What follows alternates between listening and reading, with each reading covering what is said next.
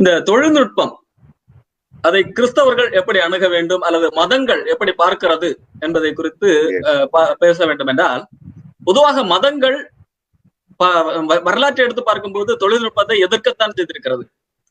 கிறிஸ்தவத்தை குறித்து நான் இங்கே பேசவில்லை, கிறிஸ்தவ மதத்தை குறித்து பேசுகிறேன். கிறிஸ்தவ மதம் இதை எதிர்த்திருக்கிறது, பல வேளைகளிலே எதிர்த்திருக்கிறது. மட்டுமல்ல, இந்த தொழில்நுட்ப காரியங்களிலே உடன்பட்டவர்களை அல்லது புதுமையை கண்டுபிடித்தவர்களை சித்திரவதைக்குள்ளாக்கி இருக்கிறது. இதெல்லாம் வரலாற்று ஆதாரங்கள். கொலை செய்திருக்கிறது. கலிலேயோ என்கின்ற ஒரு விஞ்ஞானி பூமியை பற்றிய ஒரு புதுமையான ஒரு கருத்தை வெளியிட்டார். அதற்கு முன்பதாக இருந்த அந்த மதத்தின் பிடியில் இருந்தவர்களுக்கு அதை ஏற்றுக்கொள்ள இயலவில்லை. அதற்கு அவர் பட்ட கொடுமைகள் அது நிமித்தம் அது வரலாற்றை படித்தால் புரிந்து கொள்ளக்கூடிய. ஆகவே கிறிஸ்தவ மதம் உட்பட ஒவ்வொரு மதங்களும் தொழில்நுட்பத்தை அல்லது டெக்னாலஜியை அல்லது புதிய அறிவியல் கண்டுபிடிப்புகளை எதிர்த்துதான் இருக்கிறது. அதை உடனடியாக அங்கீகரித்துக் கொள்ளவில்லை. சமீபத்திலே சில வருடங்களுக்கு முன்பதாக போப் அவர்கள் அவர்களிடத்திலே கலிலேயோவுக்கு செய்த அநீதிக்காக நான் மன்னிப்பு கேட்கிறேன் என்று சொல்லி பகிரங்கமாக மன்னிப்பு கேட்டார். ஆகவே அந்த சூழ்நிலையிலே அவருக்கு அநீதி இழைக்கப்பட்டது. வெகு காலம் கழித்து அந்த மன்னிப்பு கோரப்பட்டாலும் அவருக்கு இழைக்கப்பட்ட அநீதிதான். ஆகவே மதங்கள் ஒரு காலத்திலும் தொழில்நுட்பத்தை ஏற்றுக்கொள்ளவில்லை. அதுக்கு காரணம் என்னவென்று சொன்னால், அந்த மதங்கள் என்று வரும்போதே அதன் கூட சேர்ந்து சில மூட நம்பிக்கைகளும் இணைந்து கொள்ளுகிறது. ஆக அதுதான் இந்த காரியத்துக்கு முதல் பிரச்சனை. இன்றைக்கு இந்த கொரோனாவுக்கு கூட மாட்டு சாணம், மாட்டு கோமியம் இவைகள் தான் மருந்து என்று சொல்லி அதன் பின்பதாக ஓடிக்கொண்டிருக்கிற காரணம் என்ன? இதுவும் ஒரு மத அடிமைத்தனம் தான். ஆகவேதான் மதங்கள் மனிதனுடைய கண்டுபிடிப்புகளுக்கு அல்லது அறிவியல் கண்டுபிடிப்புகளுக்கு பகுத்தறிவுக்கு ஒருபோதும் செவிசாய்ப்பதில்லை. அது ஒரு மூட நம்பிக்கை சார்ந்து சென்று கொண்டிருக்கிறது. ஆனால் கிறிஸ்தவம், உண்மையான கிறிஸ்தவம் அது வேறு. அதை ஒரு மதத்திலே உள்ளடக்க முடியாது. சரி, தொழில்நுட்பம் முதலாக புகுத்தியவரே என்ன பார்வையிலே ஆண்டவர். இன்னைக்கு தொழில்நுட்பத்தை எதிர்க்கிற மதவாதிகள், கிறிஸ்தவர்கள் உட்பட, கிறிஸ்தவ மதத்தை சார்ந்தவர்கள் உட்பட தொழில்நுட்பத்தை எதிர்க்கிறவர்கள் கூட அந்த தொழில்நுட்பத்தை காலப்போக்கில் அங்கீகரித்திருக்கிறார்கள். இல்லை என்று சொன்னால், இயேசு கிறிஸ்து வாழ்ந்த காலத்திலே அங்கி அணிந்திருந்தார்கள். இன்றைக்கு யாரும் அங்கி அணிவதில்லை. இன்னைக்கு தொழில்நுட்பத்தை எதிர்க்கிற போதகர்கள் அல்லது மதவாதிகள் உட்பட யாரும் அங்கி அணிந்து கொண்டிருக்கவில்லை. அது என்ன? தொழில்நுட்ப வளர்ச்சி தான். ஒரு காலத்திலே இன்டர்நெட், இமெயில் வந்தபோது எல்லாரும் சொன்னார்கள், இது அந்தி கிறிஸ்துவின் முத்திரை, WWW வருகிறது, யாரும் பயன்படுத்தக்கூடாது என்றார்கள். யாருமே பயன்படுத்தக்கூடாது என்றார்கள். இன்றைக்கு அவர்கள் பயன்படுத்திக் கொண்டிருக்கிறார்கள். இப்படிதான் தொலைக்காட்சி ஆகட்டும், பல காரியங்கள் வந்த போதெல்லாம் எல்லாமே எதிர்த்தார்கள். யாரெல்லாம் அன்றைக்கு எதிர்த்தார்களோ இன்றைக்கு அவர்கள் அதை பயன்படுத்துகிறார்கள்.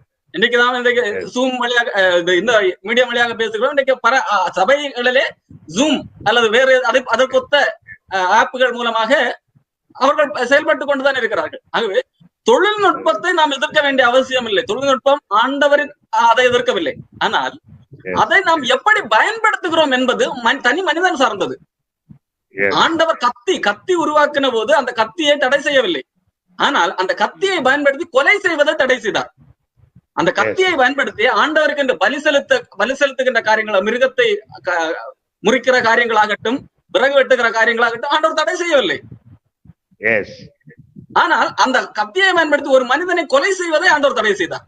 ஆகவே தொழில்நுட்பத்தை ஆண்டவர் தடை செய்யவில்லை, அந்த தொழில்நுட்பத்தை தவறான வழியிலே பயன்படுத்துவதை ஆண்டவர் தடை செய்தார்.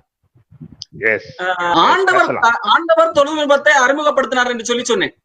அது எப்படி பார்க்கலாம் என்று சொன்னால், ஏதேன் தோட்டத்திலே ஆதாம் ஏவாள் பாவம் செய்த போது தாங்கள் நிர்வாணிகள் என்று அறிந்த போது, ஐயோ, தங்கள் வெட்கத்தை மூடும்படியாக ஒரு உடைகளை அவர்கள் தங்களுடைய முயற்சியினால் செய்தார்கள். ஆனால் அது அவர்களுடைய நிர்வாணத்தை மூடுவதற்கு ஏற்பதாக இல்லை. வெயிலேறி காயும் போது என்னது உதிர்ந்து விழும். ஆண்டவர் அந்த இடத்துல ஒரு தொழில்நுட்பத்தை ஏற்படுத்துகிறார். அது அடுத்த கட்ட பரிமாணம். இதை காட்டிலும் ஒரு பெட்டரான ஒரு ஆடையை ஆண்டவர் அங்க வடிவமைத்து கொடுக்கிறார். இதற்காக நிர்வாணத்தை மூடும்படியாக. ஆகவே தொழில்நுட்ப வளர்ச்சி என்பது ஆண்டவர் அங்கே அறிமுகம் செய்து வைக்கிறார். எங்கே? ஏதேன் தோட்டத்திலே. யாருக்கு? பாவம் செய்த மனிதனுக்கு. தொழில்நுட்ப வளர்ச்சியை எதற்கு ஆண்டவர் அறிமுகப்படுத்திருக்கா? அது ஒரு மனிதனுடைய நன்மைக்கு பொதுவாக அறிமுகப்படுத்தி வைக்கிறார். ஆனால் இன்றைக்கு பல வேளைகளில் நாம் தொழில்நுட்ப வளர்ச்சியை என்ன செய்கிறோம்? மிஸ்யூஸ் செய்கிறோம். அந்த மிஸ்யூஸ் செய்வது கண்டனத்துக்குரியது, தொழில்நுட்ப வளர்ச்சி கண்டனத்துக்குரியது அல்ல. இன்றைக்கு என்னது தொழில்நுட்ப வளர்ச்சியின் நிமித்தம் இன்றைக்கு ஆடை குறைக்கப்பட்டு வருகிறது, ஆடைகளிலே கிழிக்கப்பட்டு அதுதான் ஃபேஷன் என்று சொல்லப்படுகிறது. ஆனால் அன்றைக்கு ஆண்டவர் தொழில்நுட்பத்தை எதற்கு பயன்படுத்தினார் சொன்னால் நிர்வாணத்தை மூடுவதற்கு, உடம்பை மறைப்பதற்கு பயன்படுத்தினார். இன்றைக்கு தொழில்நுட்பம் என்ற பெயர்ல அந்த ஏற்கனவே மறைக்கப்பட்டிருந்த உடம்பை காட்டுவதற்கு அந்த தொழில்நுட்பத்தை தவறாக பயன்படுத்துகிறார்கள். ஆகவே இப்படிதான் நாம் ஒவ்வொரு தொழில்நுட்பத்தை பார்க்க வேண்டும். நம் அந்த தொழில்நுட்பத்தை பயன்படுத்துவது தவறல்ல, அதை நாம் எந்த கண்ணோட்டத்திலே நாம் அணுகுகிறோம். அதுக்கு மனிதனுடைய இருதயம் காரணம். தொலைக்காட்சி தாமஸ் ஆல்வா எடிசன் பல 99 என்று சொல்லி சொல்லுகிறார்கள், பல முறை தோல்வி அடைந்து மீண்டும் அந்த தோல்வியில துவண்டு போகாமல் முயற்சிகளுக்கு முன்பதாக அந்த கண்டுபிடிப்பை கண்டுபிடித்தார். பல்பு உட்பட அநேக கண்டுபிடிப்புகளை கண்டுபிடித்தார். அது இல்லை என்று சொன்னால் இன்றைக்கு அந்த மின்சாரம் இல்லை என்று சொன்னால் நாம் இன்றைக்கு பேசிக் கொண்டிருக்க மாட்டோம், செய்திகள் இன்றைக்கு பரவி இருக்காது. ஆகவே அது ஒரு நல்ல கண்டுபிடிப்பு. ஆனால் அதே கண்டுபிடிப்பு அதன் தொடர்ச்சிதான் சினிமா கண்டுபிடிக்கப்பட்ட போது அந்த ஆரம்பத்திலே அந்த சினிமா கண்டுபிடித்தவர்களுடைய மனதிலே ஆபாசங்களை பரப்ப வேண்டும் என்கின்ற ஒரு துளி எண்ணம் கூட இல்லை. அந்த சினிமா ஆரம்பத்திலேயே எதற்காக பயன்படுத்தப்பட்டதுன்னா சமூகத்தை சீர்திருத்தக்கூடிய நல்ல காட்சிகளை, அதாவது அதற்கு முன்பதாக ஒரு நாடகம் என்ற ஒரு இருந்தது அல்லவா, அந்த நாடகத்தை திரையிலே நாடகத்தின் அடித்த பரிமாணம் தான் சினிமாவாக இருந்தது. அந்த சினிமாவின் மூலமாக இயேசு கிறிஸ்துவின் வரலாறுகள் கூட வெளியிடப்பட்டிருக்கிறது. அதான் முதலாக எழுதப்பட்டிருக்கிறது என்று நான் கருதுகிறேன். ஆனால் அது ஒரு நல்ல மீடியம் சினிமா. ஆனால் அந்த சினிமாவை பிற்காலத்தை தவறாக மாற்றி விட்டார்கள். ஆகவே சினிமா தவறல்ல, அதை நாம் தவறாக பயன்படுத்தி விட்டோம். இன்னைக்கு புத்தகங்களை படிக்கிறோம், கல்வி சாலைக்கு செல்கிறோம். கல்வி தவறு என்று நாம் சொல்ல மாட்டோம். காரணம் இந்த கல்வி, அதாவது படிக்காதவன் திருடுகிறான், திருடுகிறான். இதே வேளையில படித்தவன் தான் படித்த அந்த கல்வியை பயன்படுத்தி மாட்டாமல் திருடுகிறான். போலீஸிடம் மாட்டாமல் டெக்னிக்காக திருடுகிறான். ஆகவே படித்த படிப்பை பயன்படுத்தி டெக்னாலஜியாக திருடுகிறான். ஆகவே கல்வி தேவையற்றது என்று சொல்லி கல்வியை ஒதுக்கிவிட முடியாது அல்லவா? அதே போல சிலர் விஞ்ஞானபூர்வமாக திருடுகிறார்கள் என்று சொல்லி எல்லாம் சில விமர்சனங்கள் எழுந்திருக்கிறது. ஆகவே இதற்கு காரணம் என்ன? கல்வி அறிவு. ஆகவே கல்வி அறிவே தவறு என்று சொல்லி நாம் ஒதுக்கிவிட முடியாது. அதே போலதான் தொழில்நுட்பம் தவறல்ல, அதை நாம் பயன்படுத்துகிற முறை வேண்டுமானால் தவறு. அந்த இடத்துல நாம் ஒழுங்குபடுத்த வேண்டும். டெக்னாலஜி வளர வளர நம்முடைய எத்திக்ஸ் அல்லது நம்முடைய அறத்தினுடைய அளவு குறையக்கூடாது. அறத்தின் அளவு வளர்கிறது. உதாரணத்துக்காக சொல்ல வேண்டும் என்றால், மோசே வாழ்ந்த காலத்திலே ஒரு குறிப்பிட்ட ஒரு டெக்னாலஜி இருந்தது. ஆனால் அந்த காலத்திலே மோசே வழியாக ஆண்டவர் ஒரு சட்ட திட்டங்களை கொடுக்கிறார் ஜனங்களுக்கு. அது இயேசு கிறிஸ்துவின் காலத்திலே வரும்போது அந்த தொழில்நுட்பம் பல வடிவங்களிலே பரிமாணங்களே வளர்ந்திருக்கிறது. கட்டடக்கலையிலே முன்னேற்றம். காரணம் மோசே வாழ்ந்த அந்த காலத்திலே ஆலயம் என்பது வெறும் சில துணிகளை சுற்றி நடுவிலே ஒரு பெட்டியை வைத்திருந்தார்கள். ஆனால் இயேசு கிறிஸ்துவின் காலத்திலே வரும்போது ஆலயம் எல்லாம் பொன்னினால் தகதகத என்று மின்னுகிறது. அப்போ அந்த கட்டடக்கலையில் ஆகட்டும், பல விதங்களிலே ஆடைகளிலே ஆகட்டும் தொழில்நுட்பம் வளர்ந்திருக்கிறது. இப்போ அறம் என்ன செய்கிறது? அதை காட்டிலும் மோசே காலத்துல இருந்ததை விட பல மடங்கு அதிகமாக வளர்ந்திருக்கிறது. இயேசு அதை சொல்லுகிறார், மோசே உங்கள் இருதய கடினத்து நிமித்தம் உங்களுக்கு அப்படி சொன்னான். எப்படி சொன்னான்? விவாகரத்து, தள்ளுதற் சீட்டு கொடுக்கலாம் என்று. ஆனால் இப்போ டெக்னாலஜி வளர்ந்திருக்கிறது. ஆகவே இப்போ என்னது, நிறைய பேரை திருமணம் செய்து கொள்ளலாம் என்று சொல்லி அர்த்தமா? இல்லை, அந்த அறம் அளவு கூட்டி இருக்கிறது. விவாகரத்தை செய்யக்கூடாது. டெக்னாலஜி வளர வளர நம்முடைய அறம் சார்ந்த வாழ்வு நெறிமுறைகள் வளர வேண்டும். ஆனால் இன்றைக்கு இந்த காரியம் சீரழிந்து கொண்டிருக்கிறது. நாம் டெக்னாலஜியை எதற்கு பயன்படுத்துகிறோம்? நம்முடைய அறம் சார்ந்த வாழ்க்கை நெறிமுறைகளை சீரழிப்பதற்கு ஏதுவாக நாம் பயன்படுத்துகிறோம். டெக்னாலஜி தவறல்ல, நாம் அதை தவறான காரியங்களுக்கு பயன்படுத்துகிறோம். அது கூடாது. அந்த விஷயத்திலே நாம் ஜாக்கிரதையாக காணப்பட வேண்டும். மட்டுமல்ல, நாம் டெக்னாலஜியை தேவனோடு உள்ள உறவு சம்பந்தப்பட்ட காரியங்களிலே டெக்னாலஜி பாதிப்பை ஏற்படுத்தக்கூடாது. ஒரு உதாரணத்தை சொல்லி வேதத்திலிருந்து காண்பித்தால் எளிதாக புரியும். எண்ணாகம புஸ்தகம் நாம் 4ஆம் அதிகாரத்தை படித்தால் அங்கே சில கொடுக்க அந்த ஆசரிப்பு கூடாரம் அதை சார்ந்த சில வேலைகள் ஒதுக்கப்பட்டிருக்கிறது. லேவியின் புத்திரருக்கு உள்ள 3 குமாரர்கள் வழியாக கோகாத், மெராரி, கெர்சோ என்கிற அந்த 3 பிள்ளைகளுக்கு ஒவ்வொரு வேலைகள், அந்த அதாவது 3 பிள்ளைகள் என்றால் அவர்கள் வழிமரபினர் சார்ந்தவர்களுக்கு 3 வேலைகள். அதன்படியாக கோகாத் புத்திரர் என்ன செய்ய வேண்டும்? அந்த பெட்டி, உடன்படிக்கை பெட்டி, அந்த பாத்திரங்கள், இவைகள் சம்பந்தப்பட்ட வேலைகள். கெர்சோம் என்ன செய்ய வேண்டும்? அந்த திரைச்சீலைகள், அந்த திரைச்சீலைகள், கூடாரம் சார்ந்த துணிகள் சார்ந்த அந்த வேலைகள், அதை தூக்கி கொண்டு செல்ல வேண்டும். மெராரி புத்திரர் என்ன செய்ய வேண்டும்? அதை தாங்கி நிறுத்துகிற தூண்கள், பில்லர்கள், அந்த மரம் சார்ந்த அந்த அவைகளை சுமந்து செல்ல வேண்டும். காரணம், அவர்கள் அன்றைக்கு வனாந்திரத்திலிருந்து ஒரு இடத்துல இருந்து இன்னொரு இடத்துக்கு பயணம் செல்ல வேண்டும். ஒவ்வொரு இடத்துல தங்கும் போது அந்த கூடாரத்தை மறுபடியும் நாட்ட வேண்டும். அதான் அன்றைக்கு காணப்பட்ட நிலைமை. அந்த ஒவ்வொருவருக்கும் ஒவ்வொரு வேலைகள் ஒதுக்கப்பட்டிருக்கிறது. இந்த வேலையில என்னாகும் 7ஆம் அதிகாரத்துக்கு வரும்போது அங்க ஒரு டெக்னாலஜி புகுத்தப்படுகிறது. என்ன டெக்னாலஜி? இப்படி எல்லாரும் சுமந்து கொண்டு திரிகிறார்கள். மனிதர்கள் தோளில் தான் சுமக்க வேண்டும்.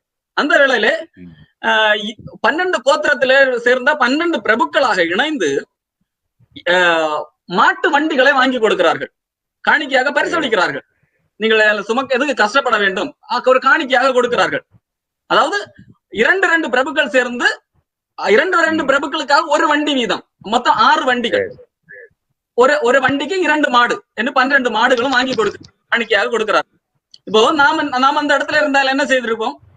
ஆளுக்கு 2 வண்டிகள் தான் கொடுத்திருப்போம். காரணம் 6 வண்டி இருக்கிறது, 3 குழுக்கள் இருக்கிறது. ஆளுக்கு 2 வண்டிகளாக கொடுத்து நீங்கள் இதன் வழியாக செல்லுங்கள் என்று சொல்லுவோம். ஆனா ஆண்டவர் அந்த இடத்துல ஒரு வித்தியாசத்தை காண்பிக்கிறார். கோகாத் புத்திரருக்கு வண்டி கொடுக்கவே இல்லை. மெராரி புத்திரருக்கு 4 வண்டிகளை கொடுக்கிறார். கெர்சோம் புத்திரருக்கு 2 வண்டிகளை கொடுக்கிறார். இது என்னாகும் 7ஆம் அதிகாரத்துல சொல்லப்பட்டிருக்கிற காரியம். அதுக்கு ஆண்டவர் சொல்லுகிற விளக்கம் என்னவென்றால், கோகாத் புத்திரர் அந்த உடன்படிக்கை பெட்டியை தூக்கி சுமக்க வேண்டும், அவர்கள் தோளில் தான் சுமக்க வேண்டும், அவர்களுக்கு வண்டி கிடையாது என்று சொல்லிவிட. அப்போ இந்த இடத்துல எதற்கு சொல்ல வருகிறேன் என்று சொன்னால், டெக்னாலஜி ஆண்டவர் அங்கே இழந்த இடத்துல தடை செய்யவில்லை. ஆனால் அது ஆண்டவரோட அந்த உறவு நிலையை பிரிப்பதாக இருந்து விடக்கூடாது. அது அந்த பரிசுத்தம், அந்த உடன்படிக்கை பற்றி பரிசுத்தம் அந்த இடத்துல காக்கப்பட வேண்டும். இந்த ஆண்டவருடைய வார்த்தையை யார் மீறினது என்று சொன்னால், தாவீது மீறினார். தாவீது ஒரு இடத்துல இருந்து பெட்டியை சுமந்து எடுத்து செல்வதற்கு என்ன செய்தான்? ஆண்டவர் இந்த கோகாத் பெட்டியை தோளில் சுமக்க வேண்டும் என்று சொல்லியிருந்தா, வண்டி பயன்படுத்தக்கூடாது என்று சொல்லியிருந்தார். ஆனால் தாவீது வண்டியை பயன்படுத்தினான். நடந்தது என்ன தெரியுமா? அந்த டெக்னாலஜியை தாவீது ஆண்டவர் தடை செய்யப்பட்ட டெக்னாலஜியை பயன்படுத்தினதுனால் அங்க இடத்துல மாடு மிரண்டது, ஊசா கை நீட்டி பிடித்தார், தேவன் அடித்தார். அப்போ ஆண்டவர் இங்க அந்த டெக்னாலஜியை தடை செய்யவில்லை. அந்த டெக்னாலஜி அந்த ஆண்டவரோட அந்த உறவு சார்ந்த காரியங்களிலே நுழைத்து அந்த உறவுக்கு களங்கம் விளைவிக்க கூடாது. இதுதான் ஆண்டவருடைய காரியம். இன்றைக்கு டெக்னாலஜி எல்லாம் வளர்ந்து இருக்கிறது. இந்த டெக்னாலஜி இன்னைக்கு ஆலயத்திலே செயற்கையாக புகை போடுவதற்கும் கலர் லைட் அடிப்பதற்கும் பயன்படுத்துவது இதை ஆண்டவர் விரும்புவதில்லை. ஆண்டவரோட அந்த உறவு ஆராதனை என்பது தேவனோட உறவு. அந்த இதை இன்றைக்கு எப்படி கொடுத்திருக்கிறார்கள் என்று சொன்னால், டெக்னாலஜியோட சம்பந்தப்படுத்தி கற்றுக் கொடுத்திருக்கிறார்கள். எங்க அதிக கலர் லைட் அடிக்கிறதோ, எங்க அதிக ஆட்டம், அதிக புகை வருகிறதோ, அது அங்க இடத்துலதான் ஆண்டவருடைய பிரசன்னம், அந்த இடத்துல அதான் சிறந்த ஆராதனை என்று கற்றுக் கொடுப்பது தாவீது மாட்டு வண்டியை பயன்படுத்துவது போன்றது. ஆகவே டெக்னாலஜி தேவனோட அந்த உறவு சார்ந்த காரியங்களில் அந்த உறவை குலைப்பதற்கு எதுவாக பயன்படுத்தக்கூடாது. 2வது, இந்த டெக்னாலஜிகள் யாவும் எதன் விளைவாக கண்டுபிடிக்கப்பட்டது என்று சொன்னால், மனிதன் படுகிற அந்த ஒரு வேதனையிலிருந்து அந்த அவனுக்கு ஒரு விடுதலை கொடுப்பதற்கான ஒரு முயற்சி தான். எப்படி என்று சொன்னால், கண்டுபிடித்திருக்கிறார்கள் என்று சொன்னால் எப்படி கண்டுபிடித்திருக்கிறார்கள்? பெண் மாவு ஆட்டுகிறார், பல மணி நேரம் மாவு ஆட்ட வேண்டும், உடல் வலிமை குன்றி விடுகிறது. ஆகவே இதுல இருந்து எப்படி அவர் விடுதலை கொடுக்கலாம் என்று சிந்தித்ததன் விளைவு கிரைண்டர். இப்படித்தான் ஒவ்வொரு கண்டுபிடிப்பு. ஆனால் இதை நம் பல வேளைகளில் என்னது நம்முடைய சோம்பேறித்தனத்துக்கு ஆதரவாக பயன்படுத்தி விடக்கூடாது. தொழில்நுட்பங்கள் தேவை, ஆனால் அது தொழில்நுட்பத்துக்கு அதிக அளவுக்கு முக்கியத்துவம் கொடுத்து நம்முடைய உடலை என்ன செய்யக்கூடாது? சோம்பேறித்தனமாக மாற்றிக்கொள்ளக் கூடாது. அது நிமித்தம் நமக்கு நோய்கள் வரும். அது நம்முடைய உடலுக்கு ஆபத்தாக விளையும். ஆகவே டெக்னாலஜியை நாம் எந்த அளவில் பயன்படுத்த வேண்டும் என்கின்ற ஒரு லிமிடேஷனை நாம் புரிந்து கொள்ள வேண்டும். அது நம்முடைய உடம்பை பாதிக்காத வண்ணம், மற்றவர்களுக்கு தீங்கு கொடுக்காத வண்ணம் நாம் பயன்படுத்த வேண்டும். அதே மாதிரி இன்றைக்கு சில டெக்னாலஜிகள் கண்டுபிடிக்கிறவர்கள் இருக்கிறார்கள். அது தீமைக்கென்றே கண்டுபிடிக்கிறார்கள். பலர், எல்லாரும் அல்ல, சிலர் தீமைக்கென்றே கண்டுபிடிக்கிறார்கள். குறிப்பிட்டு சொல்ல வேண்டும் என்றால் அதை கண்டுபிடிப்பதன் நோக்கமே பணம் சம்பாதிப்பது. ஆனால் உண்மையிலே டெக்னாலஜி கண்டுபிடித்தவர்கள் எல்லாம், அறிவியலாளர்கள் எல்லாம் பணம் சம்பாதிப்பதற்கு கண்டுபிடித்தவர்கள் அல்ல. மின்சாரம் கண்டுபிடித்த தாமஸ் இவர்கள் எல்லாம் அந்த நோக்கத்திலே கண்டுபிடித்தவர்கள் அல்ல. அவர் புதிய முயற்சி செய்ய வேண்டும், இரவிலே ஒளிர வேண்டும், விளக்கு கொளுத்தினால் மண்ணெண்ணெய் தீர்ந்தால் அணைந்து விடுகிறது, அங்கு ஒளிர வேண்டும் என்ற ஒரு அந்த தொலைநோக்கு பார்வையில கண்டுபிடித்தவர்கள். ஆனா இன்றைக்கு சில கேம்கள், இப்படிப்பட்ட காரியங்கள் எல்லாம், புதிய புதிய ஆப்கள் கண்டுபிடிக்கிறார்கள். இதெல்லாம் பல வேளையில பணம் சம்பாதிப்பதற்கு, அது இளைஞர்களை, சிறு பிள்ளைகளை கெடுப்பதற்கென்றே கண்டுபிடிக்கப்படுகிறது. இது எல்லாம் தடை செய்யப்பட வேண்டும். இந்த காரியங்களை நாம் புரிந்து கொள்ள. ஒன்று, டெக்னாலஜி நம்மை சோம்பேறிப்படுத்தி விடக்கூடாது. டெக்னாலஜிகள் சமூகமாக தேவனுடைய உறவை பிரிப்பதற்கு எதுவாக பயன்பட்டு விடக்கூடாது. டெக்னாலஜிகள் தவறான பணம் சம்பாதிப்பதற்கென்றே தவறான மக்கள் மனநிலையை கெடுப்பதற்கென்று கண்டுபிடிக்க டெக்னாலஜிகள் உண்டு, அவைகளை பயன்படுத்தக்கூடாது. நன்றி.